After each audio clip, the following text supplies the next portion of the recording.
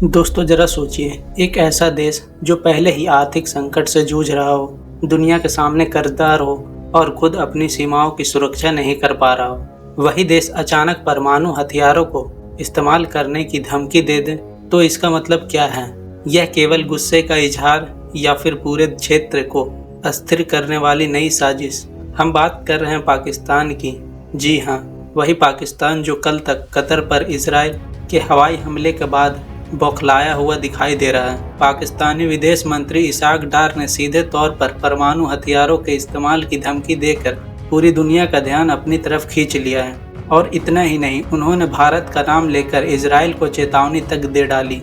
डार का कहना है कि अगर इजराइल ने परमाणु शक्ति से लैस पाकिस्तान पर हमला करने की कोशिश की तो उसका करारा जवाब दिया जाएगा। उन्होंने भारत पर तंज कसते हुए कहा कि अतीत में भारत ने पाकिस्तान के खिलाफ सैन्य कार्रवाई की थी, लेकिन वो नाकाम रहा। अब दोस्तों, यहाँ दो बातें समझनी जरूरी है। पहली यह कि पाकिस्तान खुद को मुस्लिम दुनिया का एकमात्र परमाणु शक्ति संपन्न देश बताता है, और दूसरी यह कि उसका यह बयान ऐसे समय में आया जब पूरे मध्य पूर्व में तनाव चरम पर है। आइए थोड़ा पीछे चलते हैं। पाकिस्तान ने 1974 में भारत के पहले परमाणु परीक्षण पोखरण 1 के बाद परमाणु हथियारों के विकास की दौड़ शुरू कर दी। 1998 तक पाकिस्तान ने खुले तौर पर परमाणु परीक्षण कर दुनिया को संकेत दिया कि अब उसके पास भी इस्लामिक बॉम्ब हैं। आज माना जाता है कि पाकिस्तान के पास 165 से 170 तक परमाणु वॉरहेड्स हैं, लेकिन बड़ी विडंबना यह है कि जिस देश के पास परमाणु बम है वह अपनी अर्थव्यवस्था को IMF और विदेशी कर्ज पर चलाता है। अब सोचिए, वही पाकिस्तान अंतर्राष्ट्रीय मंचों पर इजराइल जैसे हाईटेक मिलिट्री पावर को खुली धमकी देता है। इजराइल जिसके पास आयरन डोम, डिवाइडर स्लिंग, एरो 3 जैसी दुनिया की सबसे उन्नत मिसाइल डिफेंस सिस्टम मौजूद है, जिसके पास F-35 जैसे स्टेल्थ फाइटर जेट और सैकड़ों लंबी दूरी की मिसाइल है, तो क्या पाकिस्तान वास्तव में इजराइल का मुकाबला कर सकता है? डार का बयान केवल इजराइल तक सीमित नहीं रहा।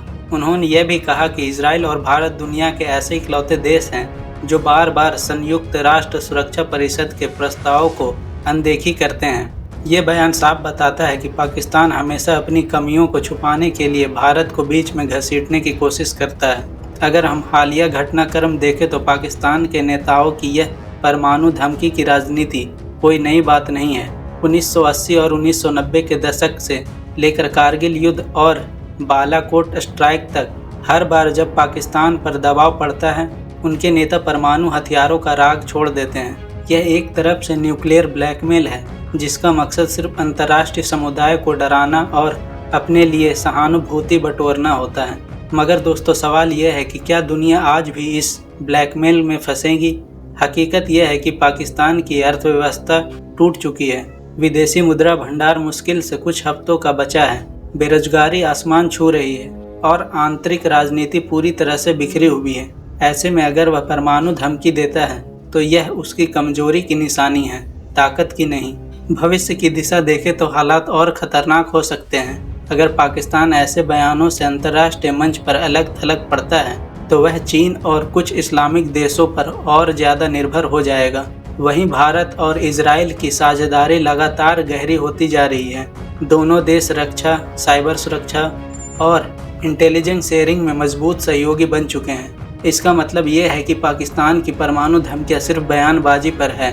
असल में वह जानता है कि अगर उसने कभी परमाणु हथियार का इस्तेमाल किया तो नतीजे उसकी कल्पना से भी ज़्यादा विनाशकारी होंगे। अमेरिका से लेकर रूस और चीन तक पूरी दुनिया ऐसे कदम को बर्दाश्त नहीं करेगी। दोस्तों, इतिहास ने बार बार यही साबित किया है कि परमाणु हथियार का इस्तेमाल करने की धमकी देना आसान है, लेकिन उसे वास्तव में इस्तेमाल करना किसी देश के लिए आत्महत्या करने जैसा है। तो सवाल यह है कि पाकिस्तान कब तक अपने लोगों और दुनिया को इस झूठी ताकत के सहारे डराता रहेगा, और क्या अंतर्राष्ट्रीय समुदाय अब इस न्यूक्लियर ड्रामे को गंभीरता से लेना बंद कर देगा? आपको क्या लगता है? हमें कमेंट में ज़रूर बताइए। और अगर आपको ये वीडियो पसंद आया हो तो इसे लाइक करें, अपने दोस्तों के साथ शेयर करें और हमारे चैनल को सब्सक्राइब करना मत भूलिए।